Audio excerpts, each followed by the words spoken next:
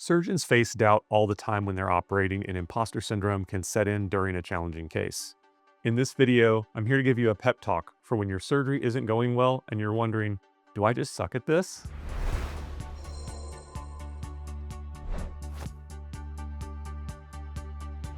Hi, I'm Josh Elston, and I've worn many hats as a plastic surgeon. I started out in an academic setting treating facial trauma and performing complex reconstructions, including burn surgery. After that, I worked at a community hospital performing bread and butter plastic surgery cases like breast reductions, skin removal, and skin cancer reconstructions. I finally ended up opening my own practice where I perform mostly awake liposuction for lipedema patients. I'm telling you all of this to help show you that I have seen many practice environments, performed the gamut of plastic surgery cases, and been in plenty of situations where I thought to myself, wow, I really haven't seen anything like this one before. During these challenging cases, surgery can become difficult and you're left asking yourself, was this just a hard case or do I really suck at this? So here's why you think you suck at surgery and things I tell myself during or after difficult cases to figure out how to be better next time. It's said that the fear of surgery is the fear of anatomy. At the end of the day, that's what it comes down to. You're working in an anatomy where you don't fully feel in control and that discomfort starts to creep in. Are you somewhere where you're not supposed to be? Have you prepared enough for the surgery, or are you overextending yourself? Are you trying to push past your current comfort zone?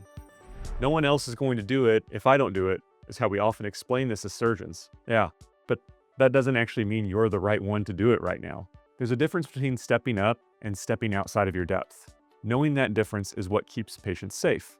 Judging when not to operate because you're not comfortable performing the surgery is often preferable to jumping in and making the following revision surgery more challenging for the next person who should have been the one doing the surgery in the first place.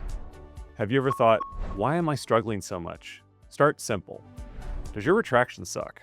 If so, speak up and fix it. One of my mentors used to say that pinheads operate through pinholes. Maybe your exposure isn't good and you can't actually see what you're doing. Maybe your incision is too limited. Maybe it's in the wrong location entirely and now you're fighting your own setup. So what do you do? Push through and hope for the best? Have a bad outcome because you didn't want to make an additional incision or extend the one you do have? No, do what you need to do.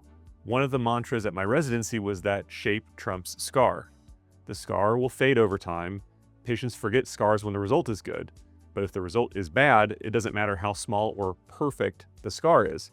You'll both be staring at that bad shape forever. Visualization is one of the things that is directly under your control. Get better exposure, improve your retraction, and voila, the procedure starts running smoothly again now that you can actually see what you're doing. I see a number of patients who have had liposuction previously. They will often tell me that their previous surgeon said that their fat feels really fibrotic. Okay, but is it actually fibrotic, or were they in the wrong plane? Were they suctioning superficial fat instead of staying in the deeper layer? Also, putting a bunch of tumescent fluid in the superficial fatty layer before expanding the deeper layer of fat can actually make it harder to get in the deeper layer, and you end up with loose skin from over-excavation in the superficial fat, but they're still puffy because the deeper layer of fat is still present. I've had times when I thought, man, this fat is coming out so slowly. Well, maybe your cannula is clogged. You can feel that difference in resistance, right? It's not subtle if you're paying attention. I can often tell the moment when a cannula gets clogged with fat because you lose the resistance of the cannula passing through the tissue, and it feels like the surgery just magically got easier, but then there's no fat coming out. Being able to detect this change in resistance can reduce trauma to the surgical site and also reduce your psychological trauma from not wasting time sucking fat that isn't coming out from a mechanical blockage. Oh, and you have checked your filter. Sometimes they clog slowly or go bad over time and you don't notice until things feel off. Changing something small like a filter can completely change how the case feels and proceeds. What about your staff? Are they new to you? Did they make sure the canisters and tubing are all connected? Is your tubing kinked because of positioning and preventing suction from being established? Did something shift when the patient was repositioned? You'd be surprised how often the issue isn't surgical, it's mechanical. And you did make sure the suction is actually turned up, right? These are boring checks, but they matter. A lot of mystery difficulty in surgery is just something simple that got overlooked. Other instances of poor outcomes come from poor patient selection. For me, I do a lot of awake surgery and not every patient is suitable for that. Some patients are jumpy, some are anxious, some are shy and want to do the procedure awake, but internally they're spiraling. They will never do well. not because of your technique, but because they're sitting there waiting for something to hurt. No amount of lidocaine is going to anesthetize their anxiety. You can feel it when you're operating on them. The whole case has a different energy. They're tense and anticipating pain, and now you're fighting that the entire time. I describe anxiety during awake surgery as a one-way ratchet. It clicks up to a higher level, and it's hard to move them back down to a relaxed state. The correct decision isn't to push through. The right decision was to not do that case awake in the first place. Maybe you're trying to do too much in one surgery. Are you deviating from your normal plan and adding just one more area, then another? It always feels reasonable in the moment because we're surgeons and we overestimate our abilities. But now your time is stretched, your focus is split, and your anesthesia is diluted across more areas than it should be. This is a quick way to get the okayest result and lead to patient dissatisfaction. Maybe they're not actually an anxious patient. Maybe you were just a bad anesthesiologist that day.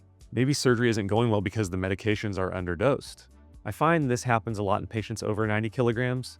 They often need a bit more medication to actually get relaxed, and if you treat them like every other patient, they'll sit there uncomfortable the entire time, and you will feel that downstream in your work.